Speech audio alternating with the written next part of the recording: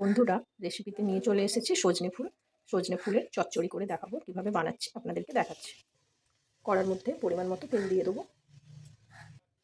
5 ফোড়ন, জিরে, শুকনো লঙ্কা, তেজপাতা, পেঁয়াজ, টমেটো, পরিমাণ মতো নুন, হলুদ, সামান্য লঙ্কার গুঁড়ো।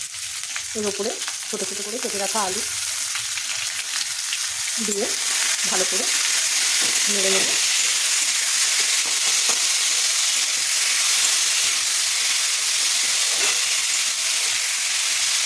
আলুগুলো ভাজা ভাজা হয়ে গেছে, এবার জিরে গুঁড়ো দিয়ে দেবো, একটু মিষ্টি দিয়ে দেবো। এর ওপরে ছোটো ছোটো করে কেটে রাখা বেগুন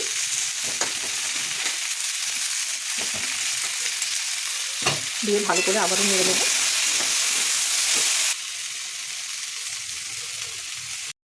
বেগুনটা ভাজা ভাজা হয়ে গেছে, এবার ধুয়ে রাখা সজনে ফুলগুলো দিয়ে দেবো।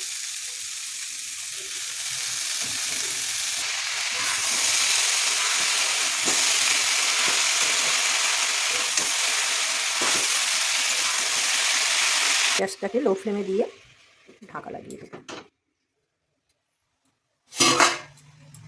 এতে একটুও জল দিতে হবে না, ওর জলে ওটা সেদ্ধ হবে। আর খুবই অল্প তেল, অল্প মশলা দিয়ে এই রেসিপিটা করে দেখাচ্ছি, তাহলে এর গুণাগুণটা পাওয়া যায়। আর একটু ঢাকা লাগিয়ে দেবো। রেডি হয়ে গেছে, দেখুন একটুও জল দিতে হয়নি। এইভাবে বানিয়ে ফেলুন সজনে ফুলের চচ্চড়ি।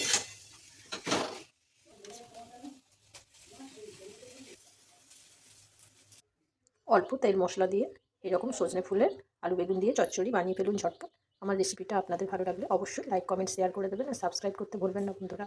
আজকের মতো টাটা।